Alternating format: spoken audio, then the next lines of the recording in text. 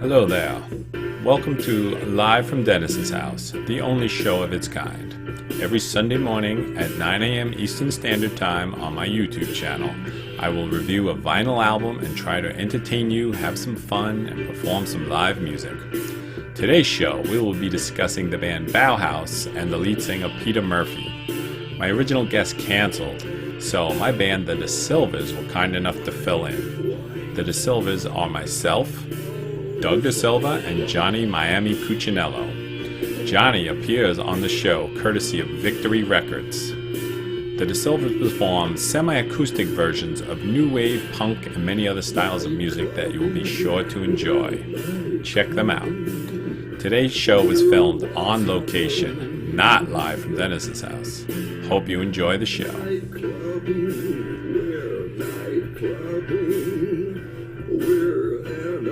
Hi, hi, hi.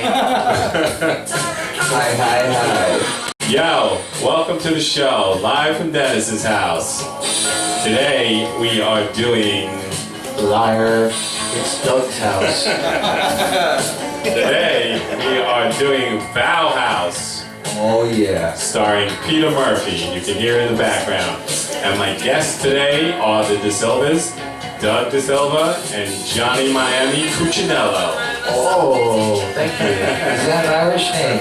It's a good Irish name. And we are going to be performing two songs from Peter Murphy today. We're going to be doing, what are we going to be doing? Strange Kind of Love and Indigo Eyes. Indigo Eyes. Right, alright. So, that Bauhaus is Doug's favorite band.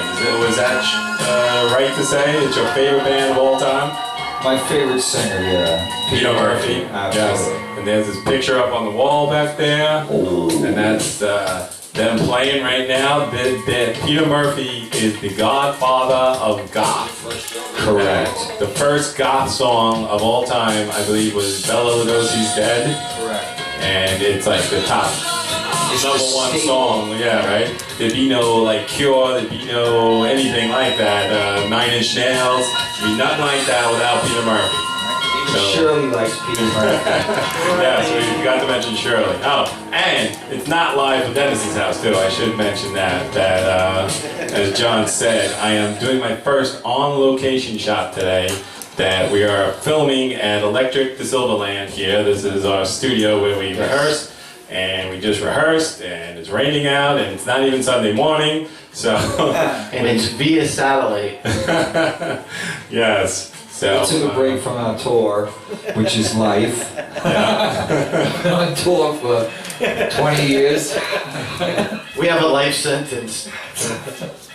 So, this album... Hold that up, Doug. I don't even know what this album is. This is Doug's album, and yes. It turns out it's a 12-inch 45 record. That we were trying to play it on 33, and it was sounding weird, and we realized we had to put it on 45. So. And there's actually a song, Telegram Sam, on here, which Bolin wrote. And, Mark Bolin from T-Rex? Yes, and it's Nice. a killer cover. So, yeah, alright, so we're going to talk about a lot of stuff today. We're going to get to news and weather and sports and all that kind of stuff. But we also want to talk about John Cucinello here. He's a famous rock star, if anyone didn't notice that. And Absolutely. Yes, so if you want to talk a little bit about your life, your bands, and show some of your stuff here, we'll even play some of that. Sure, I could do that for you. Alright, yes. First of all, I am not a famous rock star. Semi-famous. You got a LP there. When you grow up in the ranks of punk rock music, there is no rock stardom. There's only trick or treats. I started in high school. My first band was called The Unexpected. We pressed 100 copies of this. Wow, that's and pretty cool. It's a 7-inch. We recorded it in 1984. Wow. So that was my first recording experience. We got to record with the producer who did the Bad Brains Band in DC album. We got to work with him on that 7-inch. A year after that, I decided to move on and start a band called Hogan's Heroes.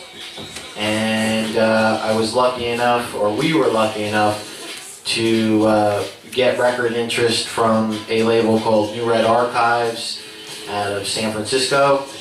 And our first album that was released was an album called Built to Last.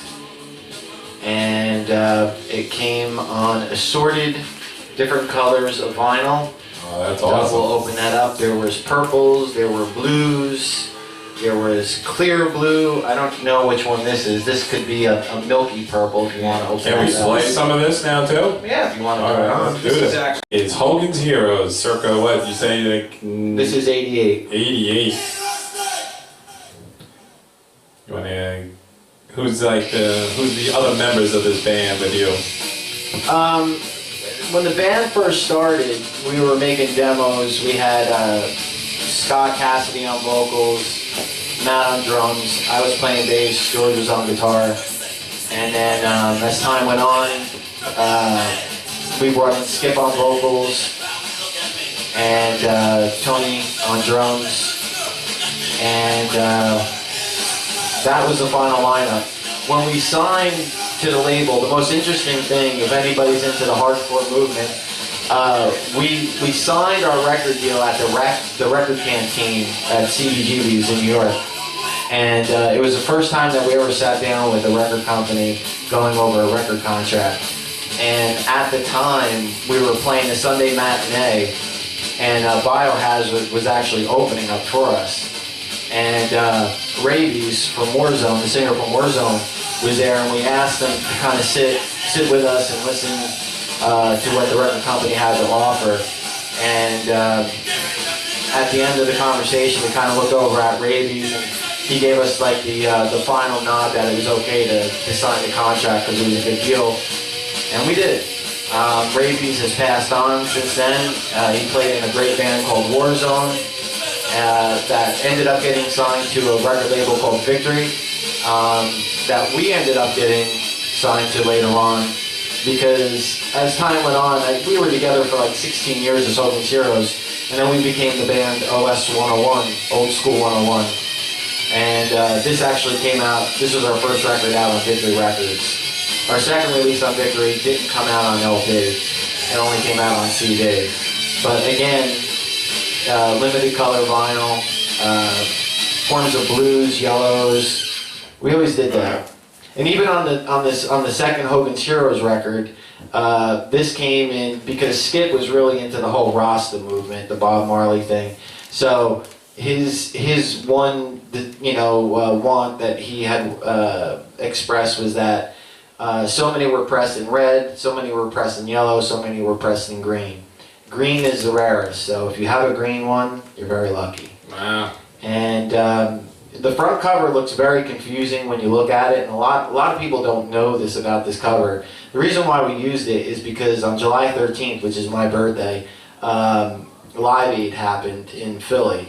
And if you actually turn this upside down and take a look at that, you will see that that is the stage. Oh yeah. From Live Aid. Oh, wow. And because it was a positive movement, and of course music is what the world is made of, we decided to use that picture instead of using your typical hardcore type of photograph. Wow. And that did spark a lot of controversy with the record label, but they did release it. So, and again, this came out in different colors. Oh, that's pretty cool. Yeah. So did you tour like all over the world, all over the country? We did the United States, Canada, Tijuana, Mexico, Germany, the Ukraine, Oh, man. and back again. That's pretty awesome. Best show, Battalion of Saints, Tijuana. It was on the second floor, outside. Unbelievable, beautiful night. That was probably the best show ever Wow. that we ever did. Yeah, that must have been some crazy stuff. Any Yeah. like crazy, ridiculous stories that you want to tell us about now? Especially Tijuana, Mexico. Yeah. What was it on? Revolutionary Boulevard? Well, Was there any donkeys involved? No. The funny thing is we're playing this show, and we get done playing the last song, and the crowd is yelling at us, and we couldn't understand what they were saying, and we thought that they wanted us to get off the stage because we were playing with the Battalion of Saints, which is like the biggest punk band from the West Coast. and they're yelling "Quattro mas, quattro mas, quattro mas," and we had no idea what the hell that was. So as we're like packing up our equipment to try to rush off the stage, the guy who did the show is like, "What are you doing? Get back on stage! These guys want you to play more." And we thought that they were yelling for us to get off, and he's saying, "No, quattro mas, they want you to play more, 4 more." So that was a funny story that night. But you didn't end up in jail or anything in Tijuana? Didn't end up in jail, but we did Just got released. We got stopped at the border because we had a van full of equipment that wasn't pre-checked in before we went into the country. So it was like 3 hours for us to get out of the country because they went through everything. You couldn't just bribe them and go on your way? There's no bribing when you're trying to get into the States. Oh, that's right. Only into Mexico. Into Mexico, they let you go right in. As soon as you go, what? Hold it. We just came in. They had the dogs and everything, so. So what was it like in Ukraine? That must have been cool too. Cold and scary, and we were supposed to go back again, but 9/11 happened. And we were supposed to go like 2 weeks after 9/11, and I was talking to Jimmy G from Murphy's Law, and a lot of guys were stuck over there on tour, and they wanted to stop their tours to come home. And I'm talking to them, we're supposed to leave to go on tour, and they're telling us not to go because every night there was like fights. And you have to realize in Europe, there's a lot of factions that, they deal with terrorism all the time. In the United States, that was new for us at that time. And people, there were a lot of unsympathetic people, and there was a lot of fights, and pro-American, not pro-American, and I didn't want to go over there and have to deal with that. So we pulled the plug on that tour, which would have been the second time going over there. Damn. Who would have thought John wanted to leave 10 minutes ago? Yeah, John was packing up his stuff and saying, "All right, you guys are going to talk about Bauhaus. I'm out of here. Screw you guys. I'm going home." Now we can't shut him up. I've got so much more stuff to show you, but That's good. Has a story to tell, that's why. We'll get back to that in a second. I'm still curious to know how you guys even know each other, but now I kind of think through Dez there. That's correct. All right, so you're friends with Dez, and then that's Doug's partner, and that's how you guys met? Correct. yeah, when they were opening up the White Lotus tattoo parlor, Desi had asked me to do the signs for the shop, which I was very honored to do because I don't do traditional painting of signs, and so I was excited to do that, and in doing that, I got to meet Doug. I had heard of Doug through the years, that he was a great singer, and I always knew that I wanted to jam with him, and when the opportunity came, now that's what we're doing. Yeah, who would have thought? Who would have thought? And we're going to be doing Peter Murphy, and I have to say Doug does Peter Murphy better than Peter Murphy, I think. I believe that, too. Come on, man. It's the middle of the show. You can't be taking phone calls. That could be, Sit down and take the call. it could be, that could be Victory Records telling me to shut it down. Shut it down. Well, Is John next to you? Yeah, he's next to you. Yeah. Put him on the phone. well.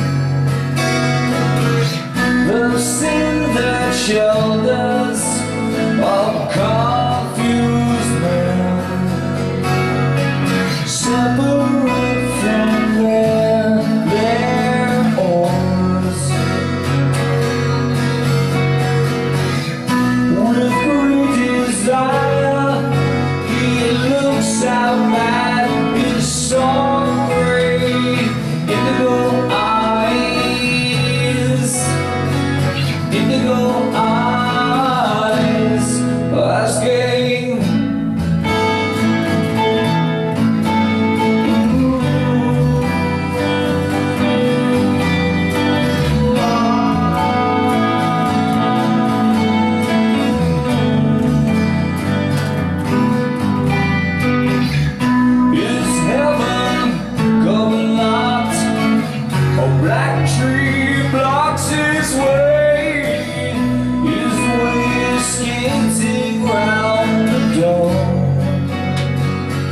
His ways in dismay, the playman sings like all free in some thunderworld. We're asking to be bathed in light, to be exemplified with great desire. He looks out at his song gray, indigo eyes, indigo eyes, asking.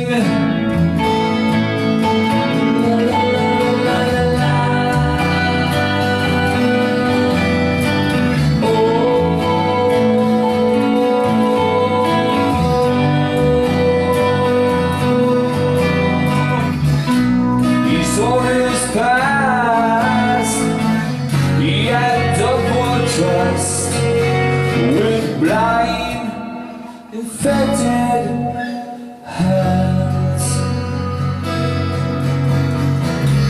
And what would has have been on while the sacreds were at hand? Only when his ears were deaf to the angels' light burst waves. Only when his ears were deaf did light turn from far to far, but not evil, but estranged, but not evil, but estranged.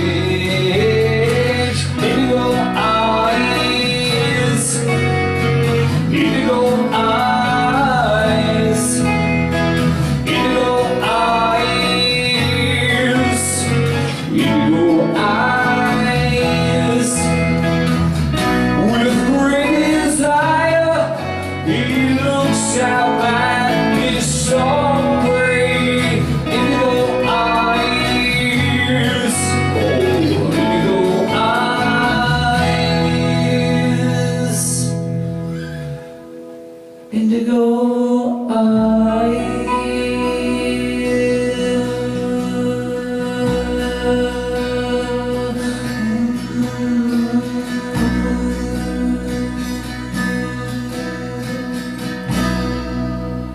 And I just want to say this.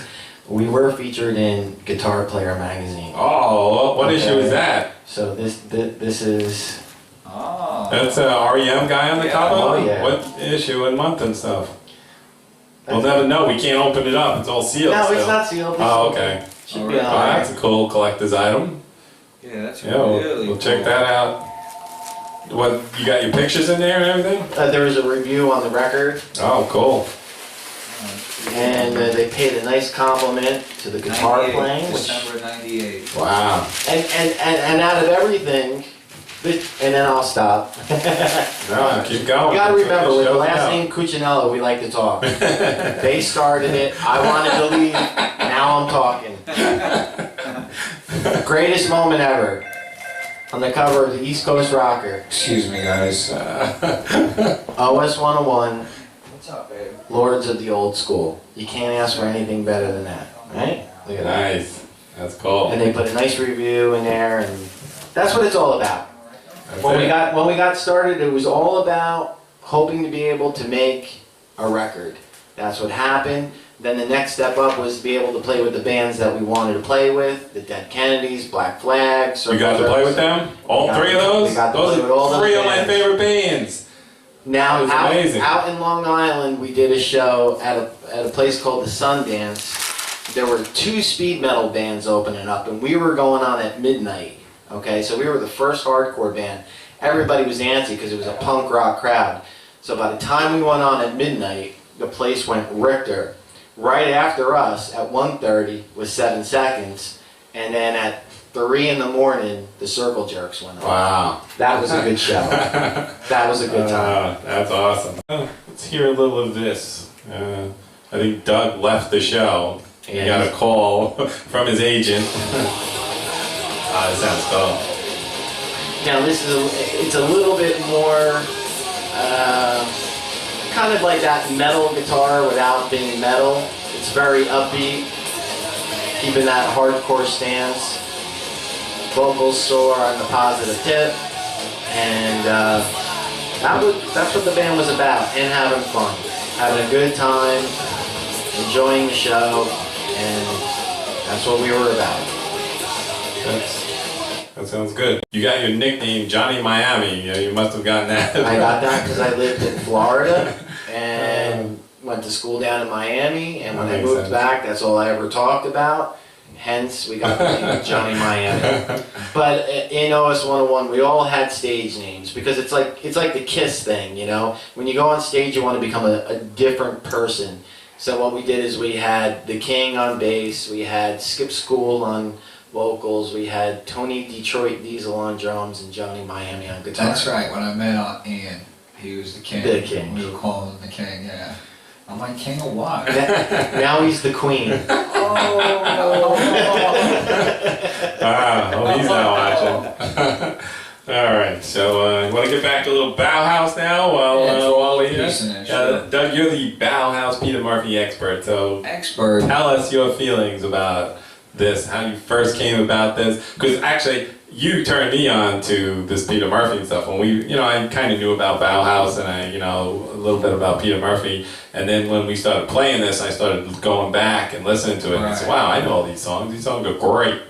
Well, I didn't really start listening to him until like the mid '80s, I guess, and it was already happening. I got turned on by one of my good friends, and he was a drummer for me for a long time. Was Nick Cato, and he made a cassette for me, and I'll never forget. I went home and I laid in my bed. I listened to it, and it just blew me away. His vocal was it was so Bowie but darker, and I just never looked back. Yeah, it's like perfect for the nice rainy night like this. Yeah. It's perfect to listen to that kind of stuff. And it led to Richard Butler, and then it led to the Church, Psychedelic Furs, Furs, all of those baritone vocals. I just couldn't stop, Yeah, and then Peter Murphy, left Bauhaus and formed, his own band, Dialer's Car, and then just him, Peter Murphy, and I just loved it, and that was it. I mean.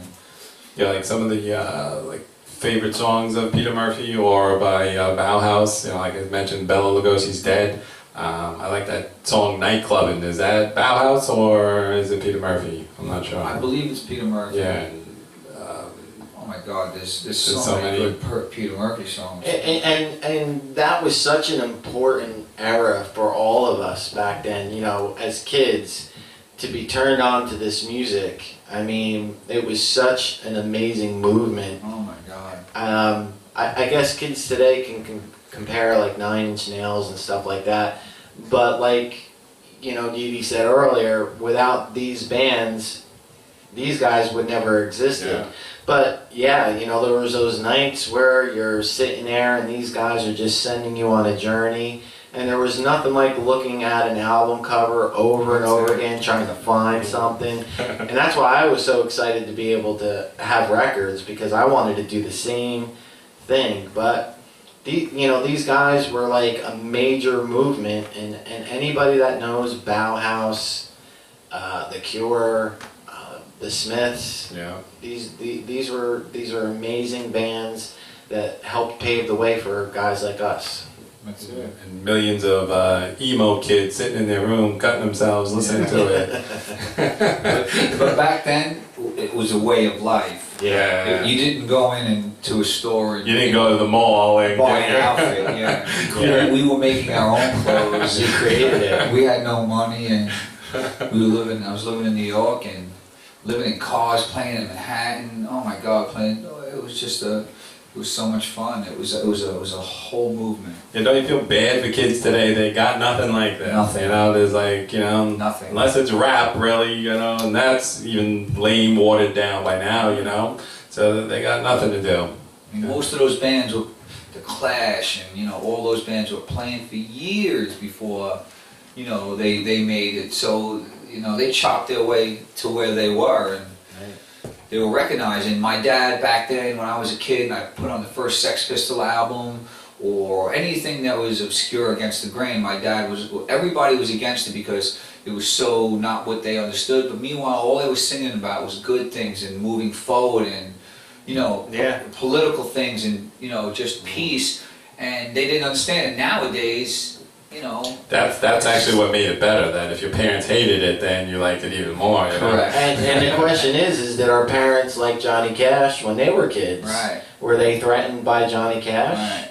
You know, And because- Elvis, of course. And yeah. Elvis, I mean, you know, those guys were outlaws. That's it. The best music has always been outlawed. Outlaw and, music. What about when Marilyn Manson came out? Oh, that's right. He is so influenced by Peter Murphy and Bauhaus, you know. He was one of the bands that all the mom and dads Oh, hated. absolutely, yeah. So it was like, all right, that first album for me was That one incredible. album was amazing. The guitarist, I mean, everything. Everything. Was Remember we went to see him in Asbury. There was a bomb scare 96. there. Yeah.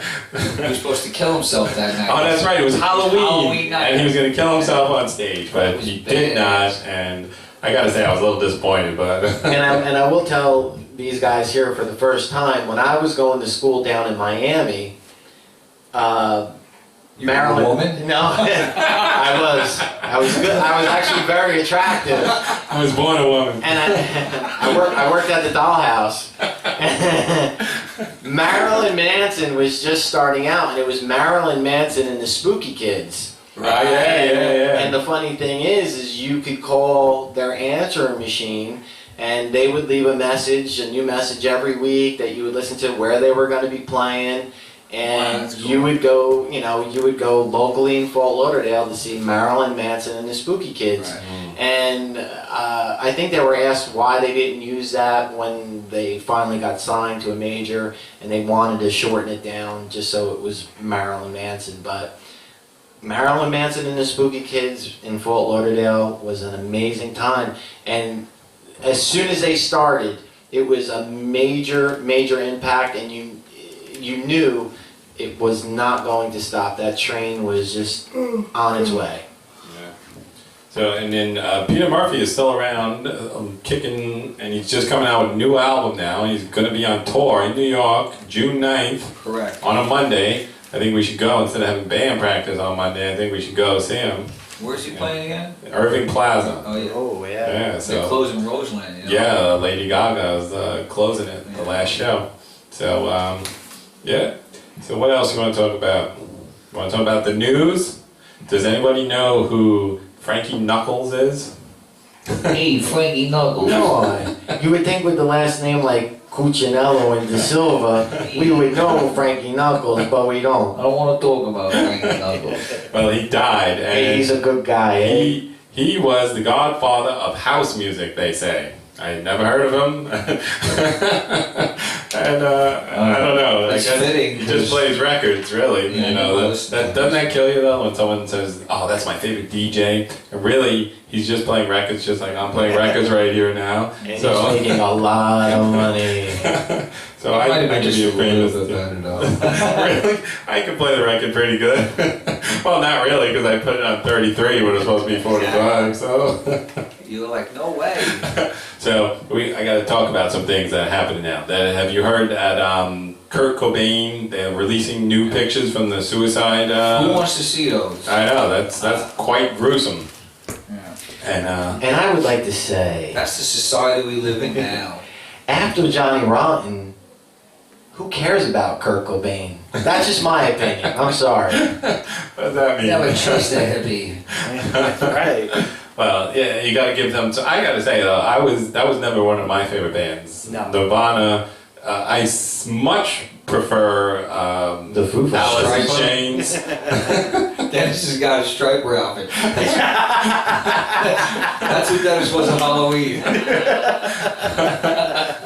Winger? I much prefer Tesla.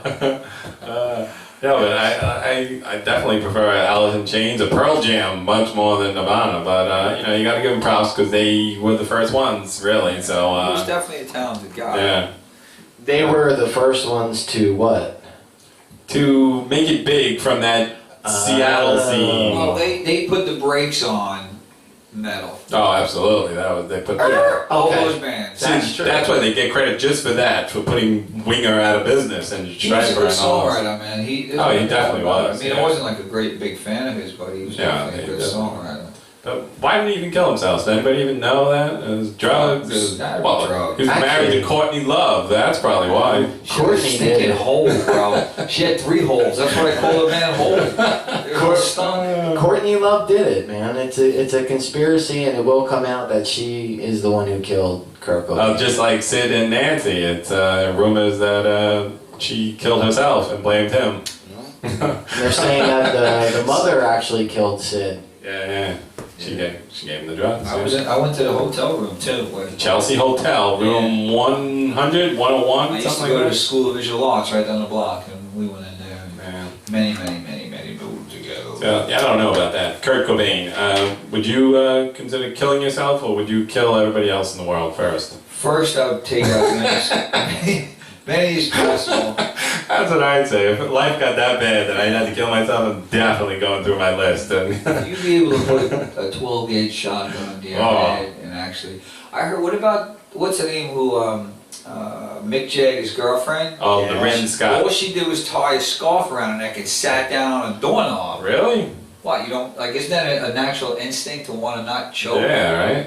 I mean, that's what I heard. I did hear that too. I was like, how do you hang yourself from a doorknob when you're 6'4"? You know? That must And hang yourself from a door. That's a big house she had She might there. ask Mick for money because she was in debt. And then she left all the money to Mick. $9 million she had. She left it to Mick. Like, Oh, he needs Mick. that.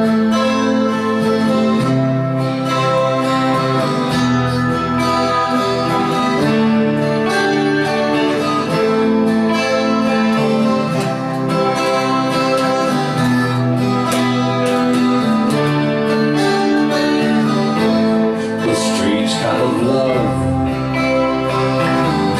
strange kind of feelings. It swims through your eyes. They like the doors through wide, vast dominions. They open to your prize. This is no terror ground or place for the rage. No broken hearts, whitewashed lies. Just a taste for the truth, perfect taste, choice and meaning. A look into your eyes.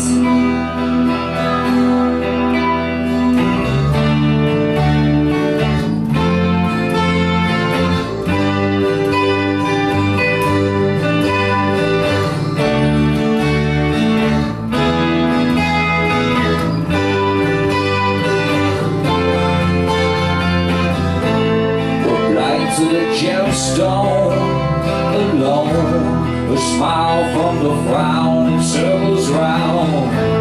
Or should he stay or should he go?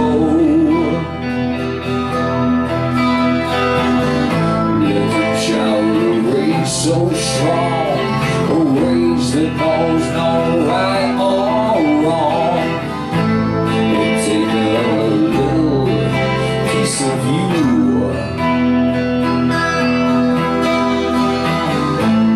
This is no middle ground.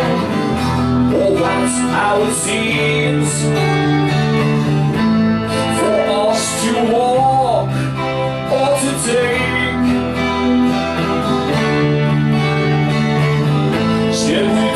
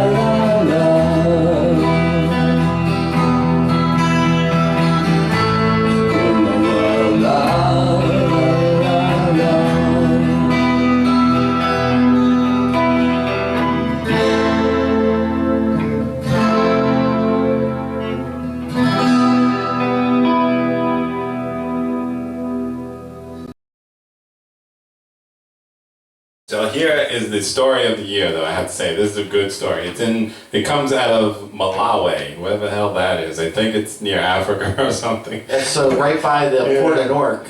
So this man. Port of Newark. Right. Not too far. This Malawi man, anyhow, he let a hyena devour his genitals after a witch doctor told him it would make him rich. Nice. So, actually, Well, my ex-wife devoured. My ex-wife devoured mine, and she took all my money. So maybe that does work somehow. I don't know. I gotta get to this here. So, alright, this guy, Chamangeni Zulu, I think that's a made up name anyway, but anyway, he's aged between 20 and 24. So I guess they don't keep that well records in Malawi, so he's somewhere between 20 and 24. So he allowed the wild beast to rip off his private parts and 3 of his toes. He had stripped naked at 4 a.m. last Monday after the sorcerer claimed that sacrificing his body parts would make him wealthy. Cops rushed him to General Hospital close to the border following the horrific incident. Zulu told the Times of Zambia from his hospital bed, "I was instructed to be naked and a hyena came to me and started eating my toes, and eventually my manhood was eaten." Despite the horrendous ordeal, Zulu still said he was still hoping to make it in the world. "Even if I have lost some important parts of my body, I still want to get rich," he said. Wow. There you have it. Wow. When's he gonna be rich? Any day now? Any day now. Any day now. The guy told him, as soon as they devour your genitals, then you'll be rich. Makes sense, right? It makes a lot of It could sense. happen. Wow, that's amazing. Alright, so how much would it take, Doug, for like, I'll give you $100, we let the dog devour your genitals right here on television? $100. No. I'll give you 500. How's that? What would it take? Alright, say I have 100,000, would you do it for 100,000? No. $1 million. Oh, There's not enough money in the world, I would have to nothing's say. Right? devouring my penis. For $1 million, I would let a hyena lap at my testicles. But What? You better move over towards me. you know, a little tongue action. You know, for $1 million. You put it in front of me. I sort of Oh, Probably start laughing at me. So, alright, that's definitely, that has to go down as the story of the year. That's just absolutely insane. You just didn't want to work. Yeah, right? Wouldn't it be easier to get a job at that point, you know, or Absolutely. become a farmer and whatever in Malawi? There's probably not much going on in Malawi. You could be a farmer or something, you know, or I don't know, but that's not a well thought out plan, I'd have to say. How do you believe it? That's what I'm saying. Yeah, Money people does desperate, crazy things. Yeah. Yeah, so, well, you know, we're running out of time already. You guys got That was anything quick. else? John, you got any more of the paraphernalia in there? You want to talk about anything else before we wrap it up? I just want to thank Dee Dee for for this wonderful interview, and you know, my last name isn't Cucinello, so if there are any lawsuits by Mr. Simmons, Kurt Cobain, or anybody else, I don't exist. Yes, the opinions of this particular show is not necessarily my own. It's all that. If you need to find me, I'll be working the drive-thru at McDonald's tomorrow. Yeah, so 37. So this is, like I said, this was a very special show because we're doing 2 songs. Normally we only do 1 song, but we're going to be doing 2 songs. Plus, with on location, it's talking in microphones. It's all out of control, basically. So, I think we should do a quick harmony. Like, we should do the Johnny Thunder song vocally with the backups real quick to, you know, let the listeners see what we could do. I don't know that we could do that, though. Without the guitar? No, we don't want to do it. I'll do whatever you How about want we do, I want to be a dog instead. Listen, everybody, enjoy the show. Keep the letters coming in. All right, it's 12:25 in the a.m. We're catching our flight to England, and we'll see you next time. Yeah, see, I don't even have my cup for the show. That click, it's everything. Yeah, so. Salute. Well, thanks for coming on, and catch the DeSilvas. We're going to start touring soon, so We'll see you later. Adios, amigos. Hit the Ciao. button.